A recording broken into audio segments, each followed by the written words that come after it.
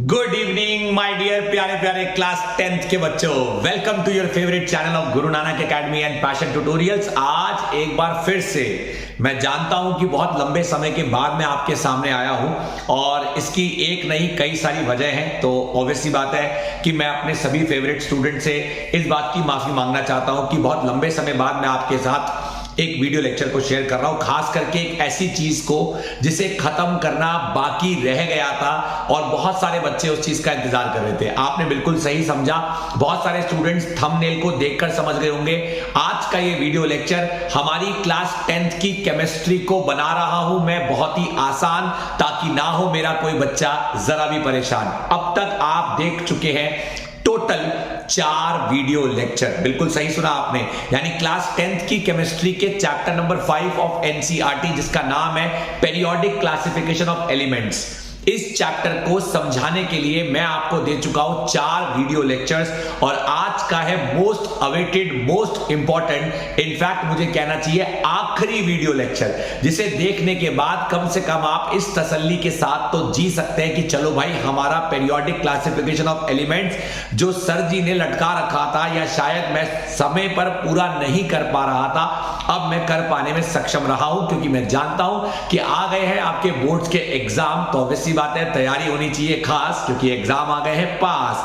तो चलिए without any much delay एक बार टॉपिक की शुरुआत करते हैं। आगे बढ़ने से पहले याद दिलाना चाहूंगा कि ये पेरियोडिक क्लासिफिकेशन ऑफ एलिमेंट्स का आखिरी वीडियो लेक्चर है। आखिरी वीडियो लेक्चर का मतलब ये हुआ कि इससे पहले मैं ऑलरेडी बहुत कुछ इस चैप्टर में पढ़ा चुका हूं। ये इस चैप्टर का, इस यूनिट का आखिरी पड़ाव है, इस यूनिट के अंदर पढ़े जाने वाली आखिरी कड़ी है। यानी आज के लेक्चर में मेरे द्वारा बताई जाने वाली बातें उस बच्चे को ज्यादा अच्छी समझ आएंगी जिस बच्चे को इस बात को बताने से पहले की सारी बातें या तो वो सुन चुका है, या वो समझ चुका है, या उसे आती है। और अगर आप में से किसी बच्चे को लगता है कि इससे पहले के 4 वीडियो लेक्चर आपने नहीं देखे हैं, तो आज के इस वीडियो के डिस्क्रिप्शन में आप जाके उन 4 वीडियो लेक्चर्स को पहले कवर कीजिए एंड देन यहां पे आइए। हमने जब चैप्टर की शुरुआत करी थी तो सबसे पहले मैंने समझाया था कि what is the meaning of periodic classification of elements. हम इस चैप्टर को पढ़ क्यों रहे हैं और इस चैप्टर के अंदर दुनिया भर के एलिमेंट्स को क्लासिफाई करने की अलग अलग कोशिशें अलग अलग वैज्ञानिकों के द्वारा अलग अलग समय पर कैसे कैसे की गई।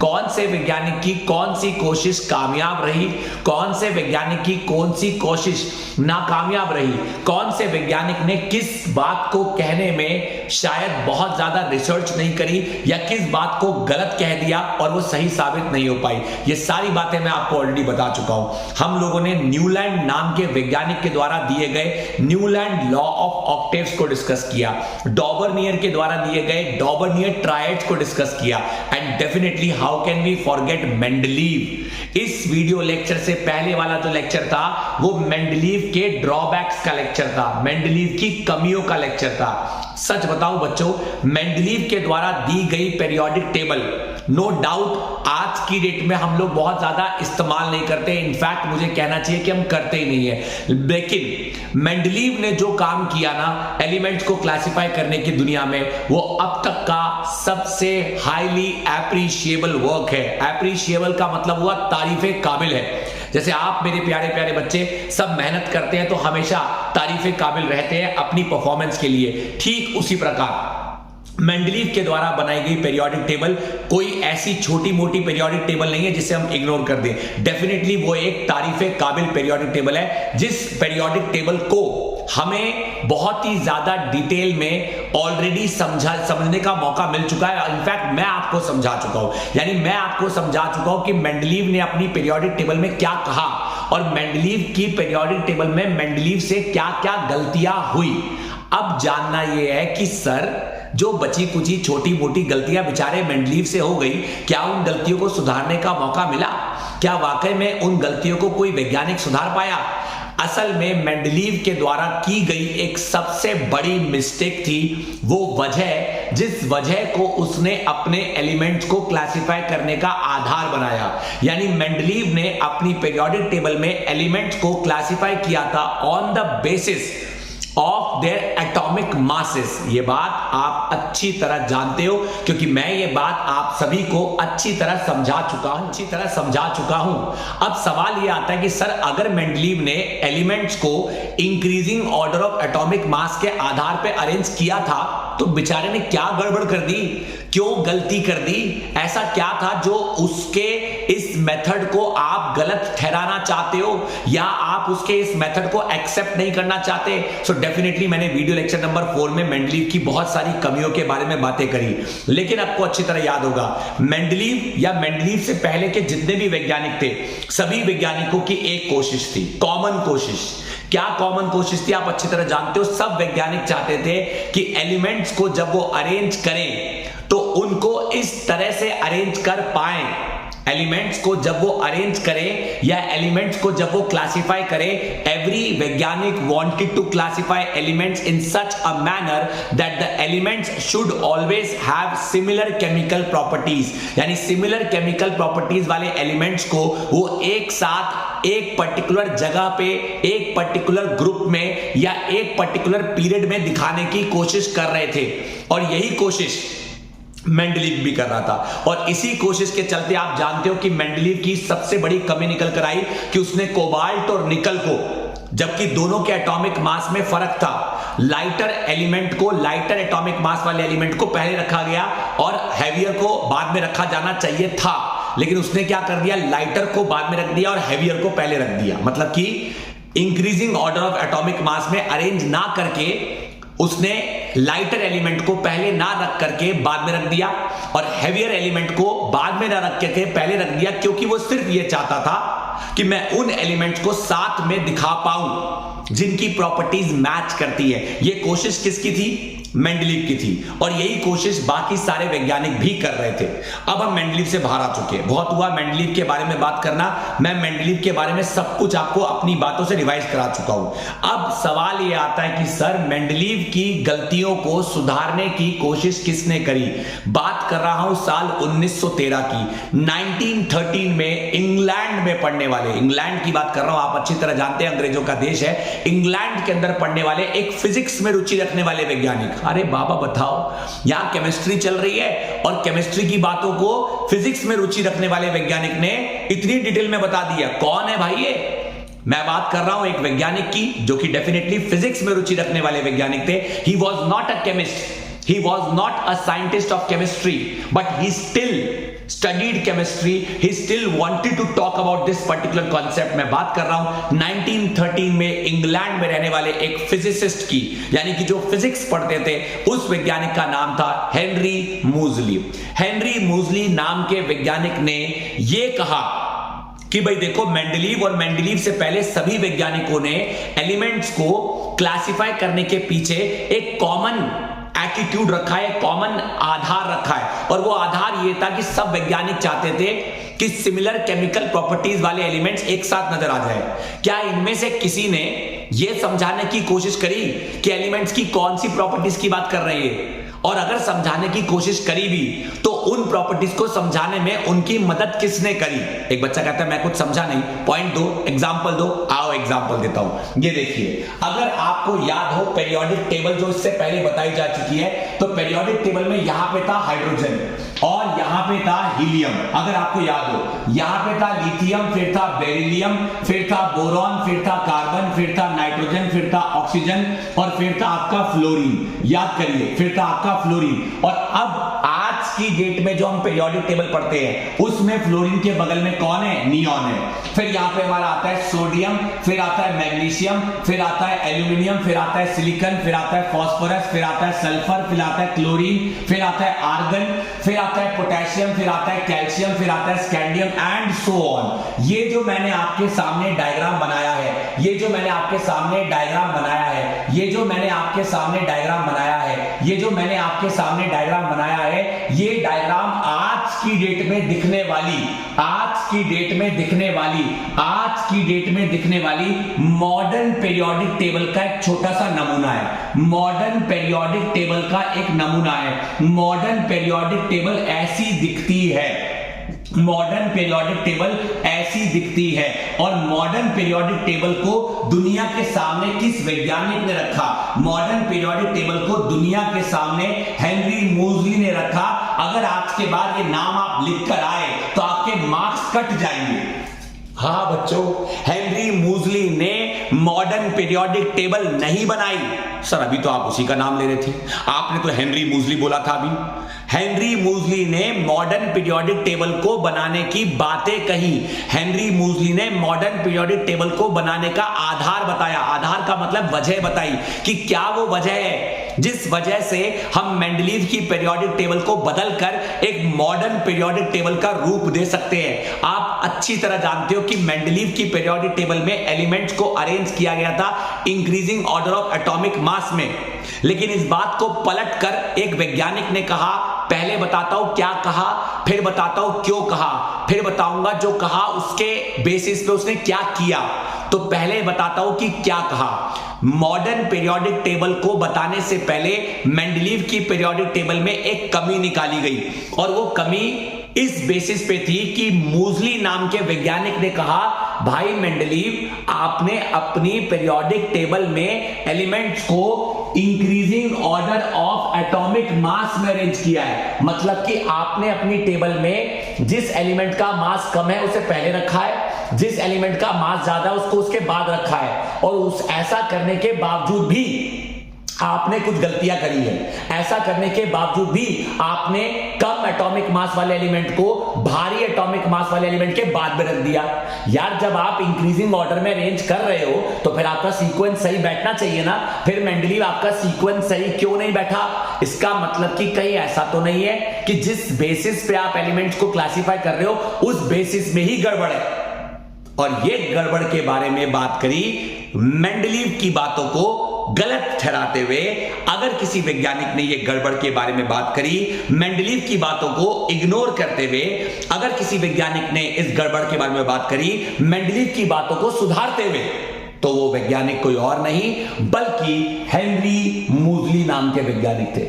हेनरी मूजली ने सिर्फ कहा और उनके कहने पे अमल, यानी कहने पर उनकी बात को अप्लाई किसी और ने किया।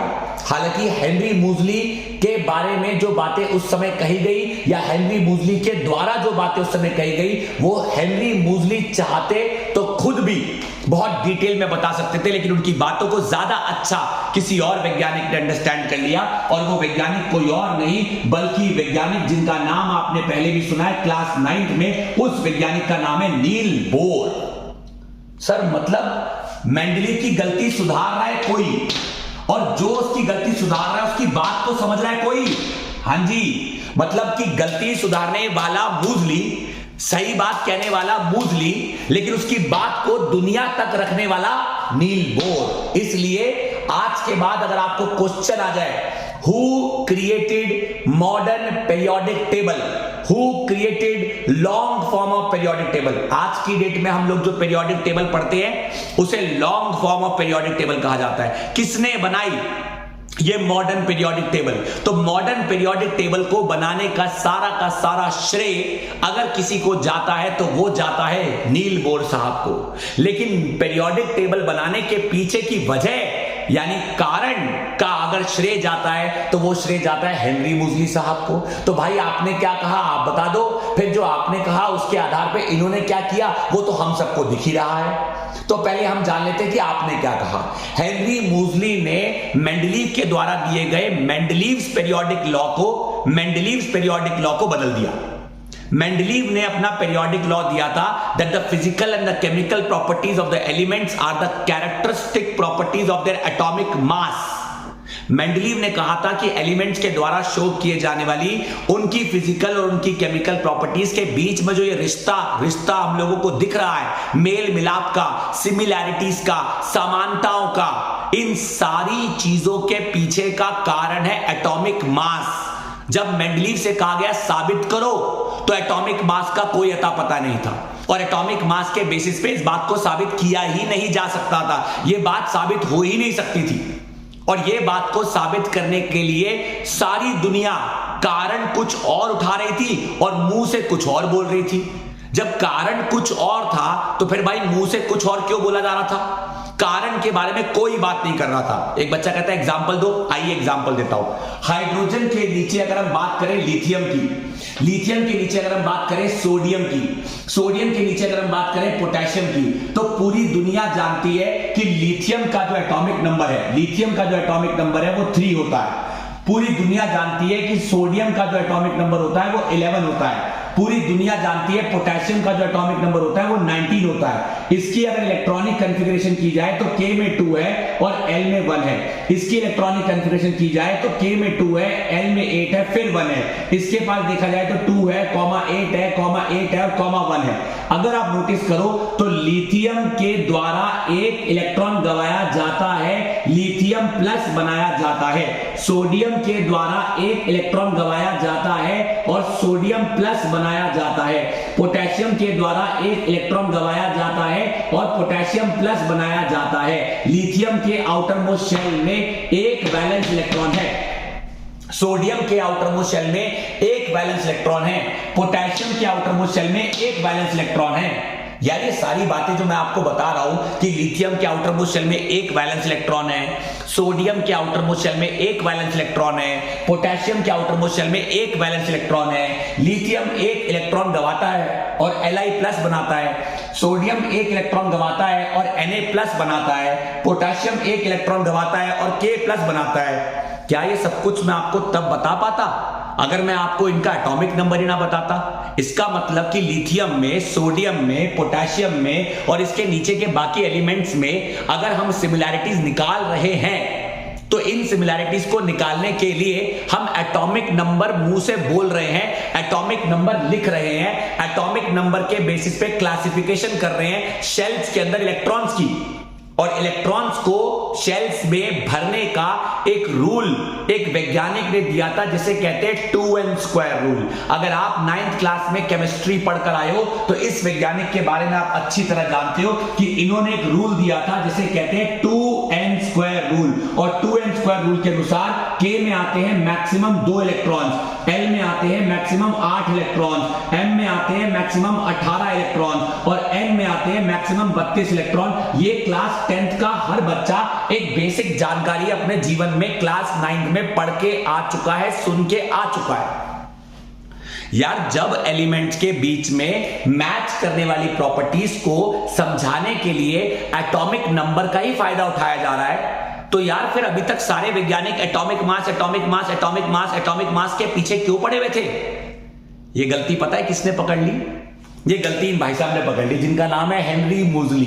इन्होंने ये गलती पकड़ ली कि यार तुम लोग जिन एलिमेंट्स को साथ रखना चाह रहे हो, तुम लोग जिन एलिमेंट्स को अरेंज करना चाह रहे हो, तुम लोग जिन एलिमेंट्स की प्रॉपर्टीज को मिलाना चाह रहे हो और मिलाकर उन्हें एक साथ पेरियोडिकली टेबल में दिखाना चाह रहे हो, ये जानने की कोशिश करी कि इनकी प्रॉपर्टीज आपस में मैच किस वजह से कर रही हैं। क्या वो चीज है जो हमारी मदद कर सकती है ये समझने में कि ये एलिमेंट्स की प्रॉपर्टीज मैच कर रही है? वो वजह क्या है? दैट वजह was nothing but the atomic number. जब वैज्ञानिकों को पता चल गया कि एटम के न्यूक्लियस में मौजूद नंबर ऑफ प्रोटॉन्स डिसाइड करते हैं कि किसी भी एलिमेंट का एटॉमिक नंबर क्या है, और हेनरी मूजली ने यह बात दुनिया के सामने रख दी कि जब एलिमेंट्स की प्रॉपर्टीज को मैच कराने के पीछे सबसे बड़ी वजह एटॉमिक नंबर ही है, तो भाई फिर एलिमेंट्स को एटॉमिक नंबर के इंक्रीजिंग ऑर्डर में अरेंज करना सबसे सही तरीका रहेगा इंस्टेड ऑफ एटॉमिक मास के बेसिस पे। तो एटॉमिक मास के बेसिस पे अरेंज करने की बजाय एटॉमिक नंबर के बेसिस पे अगर एलिमेंट्स को अरेंज किया जाए तो शायद बहुत सारी चीजों को समझना आसान हो जाएगा। और आप यकीन मानेंगे बच्चों, मॉडर्न पीरियोडिक लॉ, जी हां ये लॉ सुन लो, मॉडर्न पीरियोडिक लॉ नाम का एक लॉ दिया गया हेनरी मूजली के द्वारा, जिन्होंने ये कहा कि according to modern periodic law the physical and the chemical properties of the elements in the periodic table are the characteristic properties of their atomic number। यानी कि जो फिजिकल और केमिकल प्रॉपर्टीज हैं वो अब एटॉमिक नंबर पे आधारित है, क्योंकि एटॉमिक नंबर की मदद से, इलेक्ट्रॉनिक कॉन्फ़िगरेशन की मदद से, एटम के प्रोटॉन्स को न्यूक्लियस में समझने की मदद से, एटम में मौजूद इलेक्ट्रॉन्स को शेल में बांटने की मदद से उनकी बहुत सारी प्रॉपर्टीज को, उनके बहुत सारे कैरेक्टरिस्टिक्स को समझा जा सकता है, जिन्हें समझने के लिए एटॉमिक मास दूर दूर तक काम आता ही नहीं है। एटॉमिक मास का कोई रोल ही नहीं है यहां पे यार। जब एटॉमिक मास का रोल ही नहीं है तो फिर अब तक सारे वैज्ञानिक एलिमेंट्स को उनके इंक्रीजिंग ऑर्डर पे ऑफ एटॉमिक मासेस पे अरेंज करने की गलती क्यों कर रहे थे भाई? हो सकता है कि जो हेनरी मूजली सोच पाया वो लोग सोच ही नहीं पाए, या उन लोगों ने सोचने में बहुत देर कर दी और इसने सही समय पे सही चीज सोच डाली। यही वजह है कि आज की डेट में हम मेंडलीव की पीरियोडिक टेबल नहीं पढ़ते हैं, रैदर हम हेनरी मूजली की पीरियोडिक टेबल पढ़ते हैं, या फिर मुझे कहना चाहिए हेनरी मूजली के द्वारा कथित इसलिए क्योंकि उन्होंने मुंह से बोला, बनाने का काम तो नील बोर ने किया। सो डेफिनेटली पीरियोडिक टेबल को बनाने का श्रेय आप नील बोर को दीजिएगा। पीरियोडिक टेबल को बनाने के बारे में बताने का श्रेय मींस क्रेडिट आप हेनरी मूजली को दीजिएगा। तो अगर आपसे एग्जाम में कभी क्वेश्चन आता है तो Henry Moseley gave modern periodic law, but who made modern periodic table? It was Neil Bohr who made modern periodic table, in which he created a table. अब सुन लो कि मॉडर्न पीरियोडिक टेबल कैसे दिखती है। Modern periodic table और Mendeleev की periodic table में बहुत बड़ा डिफरेंस नहीं है, बहुत छोटा सा डिफरेंस है। मेंडलीव की पीरियोडिक टेबल में इनर्ट गैसेस की कोई जगह ही नहीं थी, क्योंकि तब इनर्ट गैसेस डिस्कवर ही नहीं हुई थी। लेकिन मॉडर्न पीरियोडिक टेबल में इनर्ट गैसेस को जगह मिल गई है। मेंडलीव की पीरियोडिक टेबल में टोटल ऐसे आठ ग्रुप थे। मेंडलीव की पीरियोडिक टेबल में ऐसे 8 ग्रुप थे। इन्हें कहते हैं वर्टिकल ग्रुप्स। और इस तरह की जो रोज थी, इन्हें तो कहा गया कॉलम। 8 कॉलम थे और रोज को कहा गया पीरियड्स। ये मेंडलीव की पीरियोडिक टेबल की बात कर रहा हूं अभी मैं। और उसे जब ठीक किया गया तो मॉडर्न पीरियोडिक टेबल में निकल कर आया क्या? मॉडर्न पीरियोडिक टेबल में निकल कर आए टोटल 18 ग्रुप। अभी इस समय मैं आपको सुनाई दे रहा हूं, दिखाई दे रहा हूं, लेकिन थोड़ी देर बाद आपको स्क्रीन पे सिर्फ मेरी आवाज सुनाई देगी और स्क्रीन पे आपको इमेज नजर आएगी मॉडर्न पीरियोडिक टेबल की, और चुटकी बजाते ही मैं स्क्रीन के पीछे चला जाऊंगा और आपको मेरी आवाज सुनाई दे रही है। अब क्योंकि सभी बच्चों को मेरी आवाज सुनाई दे रही है और मेरी आवाज सुनाई देने के साथ साथ सबको ये मॉडर्न पीरियोडिक टेबल दिखाई दे रही है, तो अगर आप अपनी आंखों से इस मॉडर्न पीरियोडिक टेबल को केयरफुली देखें तो इस मॉडर्न पीरियोडिक टेबल में आप सभी बच्चों को साफ साफ नजर आ रहा है। क्या नजर आ रहा है? जरा ध्यान से देखिए कि इस टेबल के अंदर टोटल 18 ग्रुप है। टोटल 18 ग्रुप है। अगर आप ग्रुप 1 को देखो तो ग्रुप 1 में ऊपर हाइड्रोजन है, उसके नीचे लिथियम है, फिर सोडियम है, फिर पोटेशियम है, फिर रुबिडियम है, फिर सीजियम है, फिर फ्रांशियम है। नजरें आपकी केवल स्क्रीन पे होनी चाहिए बच्चों। आपको मेरी आवाज सुनाई देनी चाहिए, लेकिन दिखाना मुझे आपको अगर कुछ है तो वो है जो इस समय आपको स्क्रीन पे नजर आ रहा है। तो अगर आप नोटिस करो इस पूरी स्क्रीन पे जो आपको एक टेबल नजर आ रही है, इस टेबल को कहते हैं मॉडर्न पीरियोडिक टेबल, या मुझे कहना चाहिए long form of periodic table.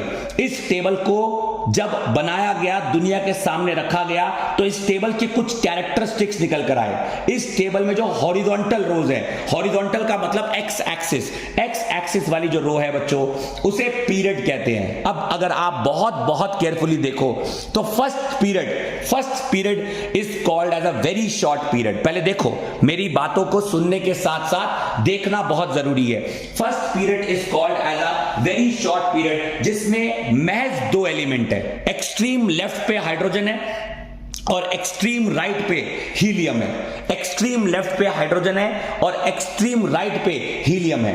उसके ठीक नीचे वाले अगर आप पीरियड को देखो तो सेकंड पीरियड में 8 एलिमेंट है, सेकंड पीरियड में 8 एलिमेंट है।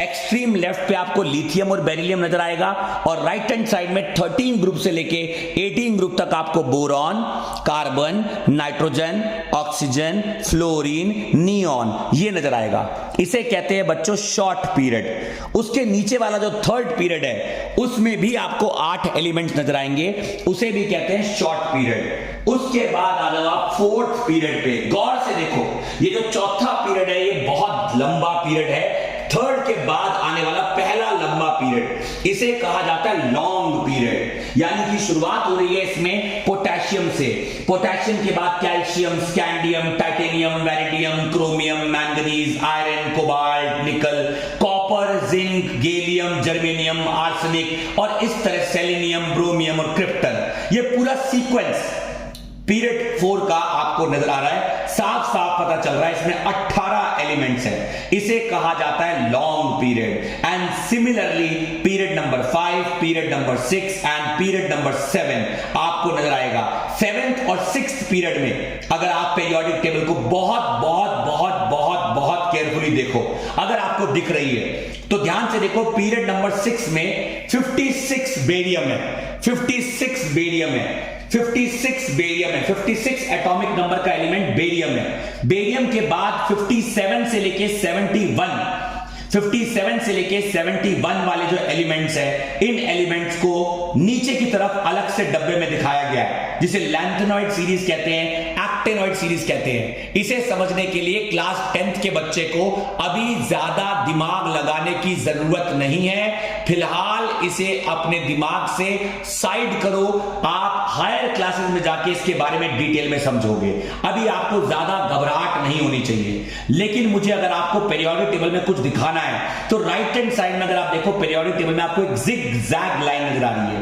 ये जिग जैग लाइन में जो एलिमेंट्स है अगर आप इनको बहुत केयरफुली देखो तो पहला एलिमेंट है बी फॉर बोरॉन, दूसरा है Si फॉर सिलिकॉन, तीसरा है Ge germanium, then arsenic that is antimony और फिर उसके बाद है टेल्यूरियम एंड पोलोनियम। ये वो एलिमेंट्स हैं जो मेटल्स और नॉन मेटल्स को सेपरेट करते हैं, या मुझे कहना चाहिए कि इनकी प्रॉपर्टीज मेटल्स और नॉन मेटल्स के बीच में लाए करती हैं। इन एलिमेंट्स को हम सेमी मेटल्स कहते हैं, या इन्हें हम सेमी नॉन मेटल्स कहते हैं, या फिर मुझे कहना चाहिए कि इन्हें मेटलॉइड्स कहते हैं। मैंने आपको अपनी तरफ से मैक्सिमम इंफॉर्मेशन इस पीरियोडिक टेबल में देने की कोशिश करी है और आई होप आपको ये इंफॉर्मेशन जो मैंने पीरियोडिक टेबल में देने की कोशिश करी है वो अच्छे से समझ आई होगी। मैंने आपके सामने स्क्रीन पे खुद को हटाकर इस पूरी पीरियोडिक टेबल की इमेज को रखकर आपके सामने इस पीरियोडिक टेबल के अंदर की बेसिक जानकारी कि इन हॉरिजॉन्टल रोज को, इन वर्टिकल कॉलम्स को हम क्या कहते हैं। 18 ग्रुप मॉडर्न पीरियोडिक टेबल में, 7 पीरियड मॉडर्न पीरियोडिक टेबल में, और मॉडर्न पीरियोडिक लॉ किसके द्वारा दिया गया? मेंडलीव के द्वारा नहीं, मूजली के द्वारा दिया गया मॉडर्न पीरियोडिक लॉ और long form of periodic table. इस टेबल में गलतियां सुधरी। आओ बात करते हैं कौन सी गलतियां सुधरी। सबसे पहली गलती, मेंडलीव की टेबल में आइसोटोप्स को जगह नहीं मिल पा रही थी, क्योंकि मेंडलीव कह रहा था कि मैं एलिमेंट्स को एटॉमिक मास के बेसिस पे अरेंज करूंगा। हमने कहा ओ मेंडलीव, कार्बन का एटॉमिक मास तो 12 ग्राम भी होता है, कार्बन का एटॉमिक मास तो 14 ग्राम भी होता है। ओ मेंडलीव, हाइड्रोजन का एटॉमिक मास तो 1 ग्राम भी होता है, हाइड्रोजन का एटॉमिक मास तो 2 ग्राम भी होता है, हाइड्रोजन का एटॉमिक मास तो 3 ग्राम भी होता है। ओ मेंडलीव, क्लोरीन का एटॉमिक मास तो 35 ग्राम भी होता है, क्लोरीन का एटॉमिक मास तो 37 ग्राम भी होता है। ओ मेंडलीव, ऑक्सीजन का एटॉमिक मास तो 16 ग्राम भी होता है, ऑक्सीजन का एटॉमिक मास तो 18 ग्राम भी होता है। भाई मेंडलीव, जब एक एलिमेंट के इतने सारे अलग अलग एटॉमिक मास की फॉर्म में एग्जिस्ट करने वाले आइसोटोपिक फॉर्म्स हैं, तो डियर मेंडलीव, आप अपनी पीरियोडिक टेबल में किसे रखने वाले हो, किसे नहीं रखने वाले, और जिसे रखने वाले हो उसी को क्यों रख रहे हो, जिसे नहीं रख रहे हो उस बेचारे की क्या गलती है? ये बेचारे क्वेश्चंस ने मेंडलीव की पीरियोडिक टेबल की सबसे बड़ी कमी को दुनिया के सामने रखा। Yet Mendeleev could not specify, could not explain, could not justify the position of isotopes in his periodic table. एक बच्चे ने कहा, अच्छा अगर मेंडलीव ने गलती करी तो इन भाई साहब ने ये गलती सुधार दी क्या? इन भाई साहब ने तो एटॉमिक मास के बेसिस पे एलिमेंट्स को अरेंज करने की प्रॉपर्टी के बारे में बोला ही नहीं भाई। इन्होंने कहा चाहे हाइड्रोजन 1 ग्राम वाला हो, चाहे हाइड्रोजन 2 ग्राम वाला हो, चाहे हाइड्रोजन 3 ग्राम वाला हो, तीनों का प्रोटॉन तो सेम है। इन्होंने कहा चाहे कार्बन 12 ग्राम वाला हो, चाहे कार्बन 14 ग्राम वाला हो, तीनों के प्रोटॉन तो सेम है। जब दुनिया के सारे आइसोटोप्स के एटॉमिक नंबर सेम है तो अलग अलग आइसोटोप्स को देखने की नौबत ही खत्म हो गई। यानी आइसोटोप्स की पोजीशन को जस्टिफाई करने की प्रॉब्लम ही खत्म हो गई, क्योंकि पहले प्रॉब्लम इसलिए आ रही थी क्योंकि एलिमेंट्स को एटॉमिक मास के बेसिस पर अरेंज किया जा रहा था, और बाद में प्रॉब्लम ही खत्म हो गई क्योंकि प्रॉब्लम जिस वजह से आ रहे थे वो वजह ही खत्म हो गई। प्रॉब्लम एटॉमिक मास की वजह से आ रही थी, अब तो इन्होंने एटॉमिक मास का कॉन्सेप्ट ही डिलीट मार डाला। इन्होंने कहा हम तो एलिमेंट्स को एटॉमिक मास के बेसिस पे अरेंज ही नहीं कर रहे, हम तो एलिमेंट्स को एटॉमिक नंबर के बेसिस पे अरेंज कर रहे हैं। जब हमारी वजह है बदल गई तो मुसीबत है देखो टल गई, जब हमारी वजह है बदल गई तो देखो मुसीबत है टल गई। और ऑब्वियस सी बात है कि मूजली ने जो बात कही वही जमाने में चल गई, और वही बात जमाने में चल गई। यही वजह है कि आज हम मूजली के द्वारा दिए गए मॉडर्न पीरियोडिक लॉ और दी गई मॉडर्न पीरियोडिक टेबल को हम स्टडी करते हैं। आई होप ये बात मेरे सभी बच्चों को अच्छे से समझ आ रही होगी, ये बात सब बच्चों को अच्छे से क्लियर हो गई होगी।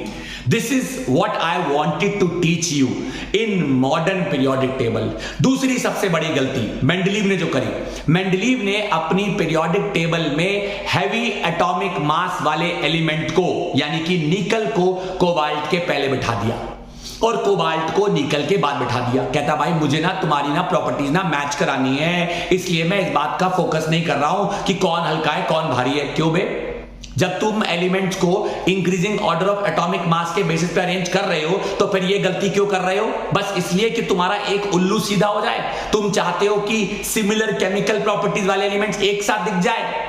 वो प्रॉब्लम ही खत्म हो गई जब इन्होंने कहा क्या जरूरत है हल्के पीछे के पीछे पढ़ने की, क्या जरूरत है हल्के को पहले पीछे को भारी को बाद में, भारी को पहले हल्के को बाद में बिठाने की। ये नौबत ही खत्म हो गई जब एलिमेंट को हमें अब एटॉमिक मास के बेसिस पे अरेंज करना ही नहीं है, हमें एलिमेंट को अरेंज करना है एटॉमिक नंबर के बेसिस पे। तो आप इमेजिन कर पा रहे हैं कि how nicely the modern periodic table came out to be a great advantage for all the वैज्ञानिक ऑफ दैट पर्टिकुलर टाइम। और उन वैज्ञानिकों ने मॉडर्न पीरियोडिक टेबल को अब बहुत ध्यान से समझा, और जब उन वैज्ञानिकों ने मॉडर्न पीरियोडिक टेबल को बहुत ध्यान से समझा तो उन्हें मॉडर्न पीरियोडिक टेबल में नजर आए कुछ ट्रेंड्स। एक बच्चा बोला ट्रेंड्स? ये ट्रेंड्स क्या होता है? ट्रेंड्स तो रिलायंस वालों की कंपनी है, रिलायंस ट्रेंड्स, जहां कपड़े मिलते हैं। कहते हैं ना आजकल ये बड़ा ट्रेंडिंग चल रहा है। ट्रेंडिंग का मतलब क्या है? ट्रेंडिंग वर्ड का मतलब है जो चीज काफी कॉमन है, जो चीज देखी जा सकती है, जो चीज पहचानी जा सकती है, जिसके बारे में बातें हो रही हैं। पीरियोडिक टेबल में भी कुछ ऐसी बातें थी जिन्हें आंखों से देखा जा सकता था, सबूतों के साथ समझाया जा सकता था, और इग्नोर तो बिल्कुल नहीं किया जा सकता था। तो फिर कोई बताने से पीछे कैसे रह जाता? उन चीजों को कहा गया trends in the modern periodic table. ये आखिरी टॉपिक है हमारी इस यूनिट का, और इसे करते ही हमारी ये unit periodic classification of elements, my dear class 10th के प्यारे प्यारे बच्चों, मैं इसके खात्मे का ऐलान कर दूंगा। लेकिन पहले सुन तो लो, टॉपिक तो सुन लो, इतनी एक्साइटमेंट भी अच्छी बात नहीं है, सुनो ध्यान से। टॉपिक है what are the trends in the modern periodic table. मैं चाहूंगा कि आप इस पॉइंट से अपने सामने एनसीईआरटी खोल के बैठो, या कोई भी ऐसी किताब जिसमें आपको पीरियोडिक टेबल आपके सामने नजर आ रही है, और कौन सी periodic table, modern periodic table, वो आपके सामने आपको दिखनी चाहिए। वैज्ञानिकों ने कहा कि यार हमने ऑब्जर्व किया, हमने कहा भाई क्या, कह रहे हमने देखा कि अगर हम इस पीरियोडिक टेबल के छोटे से नमूने को देखें, तो इस नमूने में अगर मैं इसकी बात करूं, ये हमारा कौन सा ग्रुप है, ये मैं कह सकता हूं बच्चों ग्रुप 1 है। तो ग्रुप 1 की अगर बात की जाए तो ग्रुप 1 में सबसे पहला एलिमेंट कौन है, हाइड्रोजन। हाइड्रोजन का एटॉमिक नंबर क्या है भाई, 1 है। लिथियम का एटॉमिक नंबर क्या है भाई, 3 है। सोडियम का एटॉमिक नंबर क्या है भाई, 11 है। पोटेशियम का एटॉमिक नंबर क्या है भाई, 19 है। अगर आप नोटिस करो तो हाइड्रोजन के पास एटॉमिक नंबर 1 का मतलब हुआ K शेल है, लिथियम के पास 3 का मतलब हुआ K और L शेल है, पोटेशियम सोडियम के पास K शेल है, L शेल है और M शेल है, पोटेशियम के पास K शेल है, L शेल है, M शेल और N शेल है। नोटिस करो इसका साइज बढ़ रहा है, यानी हाइड्रोजन के पास, बेचारे के पास एक ही शेल है, और लिथियम के पास 2 शेल है, सोडियम के पास 3 शेल है और पोटेशियम के पास 4 शेल है। क्या मतलब हुआ इसका, ऑब्जर्वेबल चीज है, दिखाई दे रही है, समझ आ रही है, तो मतलब भी निकाला जा सकता है। वैज्ञानिकों ने कहा क्या मतलब निकाल लोगे, कह रहे बहुत सिंपल मतलब है कि अगर पीरियोडिक टेबल में टॉप टू बॉटम मूव करें, ऊपर से नीचे आंखों से देखें, तो यह समझ आता है कि हर नीचे वाले एलिमेंट के पास उसके ऊपर वाले एलिमेंट के मुकाबले एक शेल ज्यादा है ना। हाइड्रोजन के पास कितने शेल थे, 1। लिथियम के पास कितने निकले, 2। सोडियम के पास कितने निकले, 3। पोटेशियम के पास कितने निकले, 4 एंड सो ऑन। यानी टॉप टू बॉटम, ऊपर से नीचे आते आते आते आते आते आते एटम का साइज बढ़ रहा है। साइज क्यों बढ़ रहा है यार, जिस एटम के पास शेल होंगे ज्यादा, समझो उसका एटॉमिक रेडियस होगा ज्यादा, उसका एटॉमिक साइज होगा ज्यादा। यानी top to bottom atomic radius comma atomic size is increasing. ये एक ऑब्जर्वेशन है जिसे देखा गया, समझा गया, और अब बताने से पीछे क्यों रहा जाए। तो ये एक ट्रेंड है। ऐसे तो एक बच्चा कहता है सर ऐसे तो बहुत कुछ है जो हम ऑब्जर्व कर सकते हैं। यस मेरे बच्चों, हो सकता है कि मैं वीडियो में सारे ट्रेंड्स कवर ना कर पाऊं, लेकिन अगर मैं कोई एक आधा ट्रेंड भूल भी जाऊं या एक आधा ट्रेंड जानबूझ के ना बताऊं, लेकिन जब आप बुक खोल के पढ़ोगे ना, आपको सब समझ आएगा, ट्रस्ट मी। क्योंकि आपको यह पता लग चुका है कि ट्रेंड ऑब्जर्व कैसे करना है, ट्रेंड को स्टडी कैसे करना है। ये जो मैंने आपको बताया ट्रेंड, ये एटॉमिक साइज का ट्रेंड था, और कहां से कहां तक, टॉप टू बॉटम। एक बच्चा बोला ऐसे तो फिर हम लेफ्ट टू राइट भी जा सकते हैं। अरे जा सकते हैं, आओ देखें। ये देखो सर, लिथियम का एटॉमिक नंबर क्या है, 3। तो K में कितने, 2, L में कितने, 1। लिथियम का एटॉमिक नंबर है 3। Let me create some space for you. भाई मुजली आपकी बातें हो गई, आपकी छुट्टी, आप घर जाओ। भाई भोर आपके बारे में बात हो गई है, बच्चों को कुछ नया बता रहे, ध्यान दो। तो भाई हमने कहा लिथियम, लिथियम तेरा एटॉमिक नंबर 3 है। भाई बेरिलियम तेरा एटॉमिक नंबर 4 है। भाई बोरॉन तेरा एटॉमिक नंबर 5 है। भाई कार्बन तेरा एटॉमिक नंबर 6 है। भाई नाइट्रोजन तेरा एटॉमिक नंबर 7 है। भाई ऑक्सीजन तेरा एटॉमिक नंबर 8 है। भाई फ्लोरीन तेरा एटॉमिक नंबर 9 है। भाई नियॉन तेरा एटॉमिक नंबर 10 है। तेरे पास K शेल है और L शेल है। तेरे पास भी K है और L है। तेरे पास भी K है और L है। तेरे पास भी K है और L है। तेरे पास भी K है और L है। तेरे पास भी K है और L है। तेरे पास भी K है और L है। तेरे पास भी K है और L है। जानते हो एक बच्चे ने आउट ऑफ एक्साइटमेंट क्या कर डाला? एक बच्चा कहता है कि आउट ऑफ एक्साइटमेंट मैंने देखा 2 shell 2 shell 2 shell 2 shell 2 shell 2 shell 2 shell 2 shell, यानी लेफ्ट टू राइट जब जाएंगे सारे एटम सेम शेल दिखाएंगे। लेफ्ट टू राइट जब जाएंगे सारे atom same shell same shell same shell same shell same shell same shell same shell same shell 2 shell 2 shell 2 shell 2 shell दिखाएंगे। अब देखने वाला भी इग्नोर कैसे करे? वो कह रहा है यार बात तो सही है, सेम शेल दिखा रहे तो ऐसा लग रहा है कि सबका साइज सेम होगा, बट जानते हो रियलिटी क्या है? रियलिटी ये है कि जब हम लेफ्ट टू राइट जाते हैं एटम का साइज कम हो जाता है। एक बच्चे ने कहा सर कैसे, मैं नहीं मानता। भाई यही क्वेश्चन एग्जाम में आता है, सुन लो, हो सकता है बोर्ड में आ जाए, बड़ा प्यारा क्वेश्चन है। If the number of shells from left to right are same, अगर लेफ्ट टू राइट जाने पर नंबर ऑफ शेल्स सेम है तो फिर क्यों एटम का साइज लेफ्ट टू राइट जाने पर कम होता है? आंसर सुनो ध्यान से। लिथियम के पास एटॉमिक नंबर कितना? 3। तो प्रोटॉन कितने? 3। तो इलेक्ट्रॉन कितने? 3। बोरॉन का एटॉमिक नंबर 4। प्रोटॉन कितने? 4। बोरॉन के बाद बेरिलियम के पास कितना? 4 के बाद बोरॉन का एटॉमिक नंबर 5, बेरिलियम का एटॉमिक नंबर 4। एटॉमिक नंबर यहां से यहां बढ़ गया, एटॉमिक नंबर बढ़ गया, एटॉमिक नंबर बढ़ गया। एक बच्चे ने कहा तो बढ़ गया तो?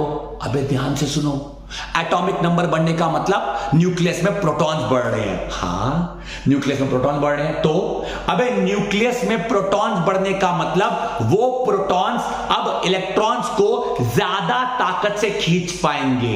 यह आपको पता है ना कि एटम के न्यूक्लियस में प्रोटॉन्स यानी पॉजिटिव चार्ज शेल के अंदर मौजूद इलेक्ट्रॉन्स को अपनी तरफ अट्रैक्ट करते हैं और ज्यादा प्रोटॉन होते हैं तो ज्यादा अट्रैक्ट करते हैं। यही वजह है कि लेफ्ट टू राइट जाते समय प्रोटॉन्स की गिनती बढ़ रही है, जिसकी वजह से वो प्रोटॉन्स बाहर वाले इलेक्ट्रॉन्स को अब ज्यादा ताकत से खींच रहे हैं। तो कंपैरेटिवली एटम का साइज हल्का सा सिकुड़ जाता है, जिसकी वजह से दुनिया को यह लग रहा था कि सारे सेल सेम है तो साइज पे कोई फर्क नहीं पड़ना चाहिए, पर फिर भी साइज पे फर्क पड़ता है। यानी लेफ्ट टू राइट जाते समय प्रोटॉन्स की गिनती से, प्रोटॉन्स की ताकत से बाहर वाला शेल अंदर की तरफ अट्रैक्ट होता है और एटम का साइज श्रिंक होता है, जिसके कारण लेफ्ट टू राइट जाते जाते एटॉमिक साइज डिक्रीज होता है। आई होप ये बात समझ आई। तो क्वेश्चन क्या आएगा एग्जाम में, सुन लो। क्वेश्चन आएगा, while we move from left to right along a period, we see that the number of shells are same. If the number of shells are same, this means that all atoms should have the same size. But still it is said that the atomic size decreases while we move from left to right in a periodic table. Why? Explain. The atomic size decreases while we move from left to right in a periodic table because as we move from left to right, the atomic number increases. Due to the increase in atomic number, the number of protons increases. Due to the increase in the number of protons, the force of attraction by the protons on the outermost electrons is also increasing.